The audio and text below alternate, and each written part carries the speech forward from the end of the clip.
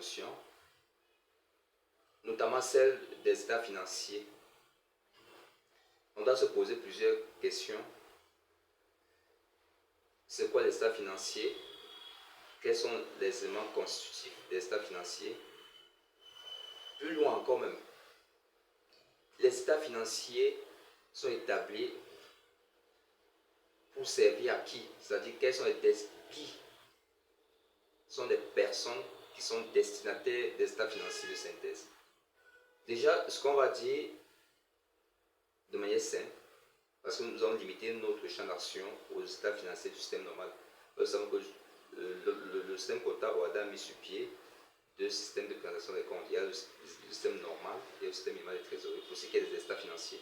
Nous allons nous limiter uniquement, n'est-ce pas, aux états financiers du système normal.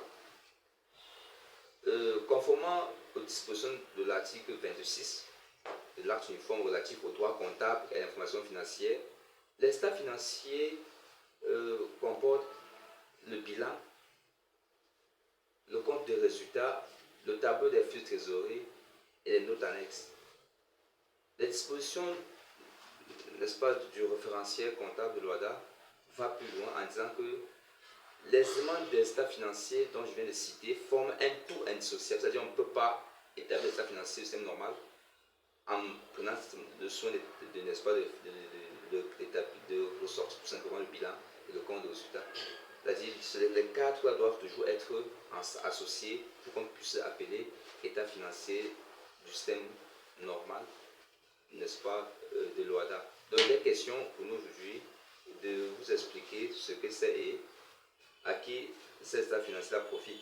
Déjà, nous dirons que les états financiers sont juste cet ensemble de documents là qui retracent d'une part le patrimoine de l'entreprise au titre des exercices donnés à travers le bilan, qui retrace également l'activité de l'entreprise à travers le compte de résultat et qui ressort également, n'est-ce pas, la gestion de la trésorerie, c'est-à-dire la manipulation des fonds tant à l'entrée qu'à la sortie, tenant compte, n'est-ce pas, des fonds qui existaient à l'ouverture de l'exercice pour une année donnée, ainsi que les notes annexes qui détaillent de manière simple les éléments contenus de manière groupée dans le bilan, le compte de résultat, les notes annexes. Ça, c'est un peu ça, les états financiers. Maintenant, pour aller plus loin, à qui profitent ces états financiers? Nous savons que lorsque nous sommes une structure, nous sommes appelés à traiter avec beaucoup de partenaires. Parmi ces partenaires de l'entreprise, nous avons entre autres les investisseurs, c'est-à-dire les fournisseurs de capitaux, qui ont besoin n'est-ce pas, de connaître le patrimoine de l'entreprise, de connaître des résultats, de connaître comment elle fonctionne, ses chiffres, de tout ce qui va avec avant de s'engager, n'est-ce pas, à apporter des fonds ou pas. Il y a également l'État qui a besoin aussi de contrôler les bases avec lesquelles nous avons calculé et déclaré les impôts au cours de l'exercice, c'est-à-dire à travers le contrôle fiscal. Il y a également la CNPS aussi qui contrôle aussi, n'est-ce pas, ces états financiers pour se rassurer que les bases utilisées pour cotiser les employés à la CNPS étaient des bases réelles et effectives.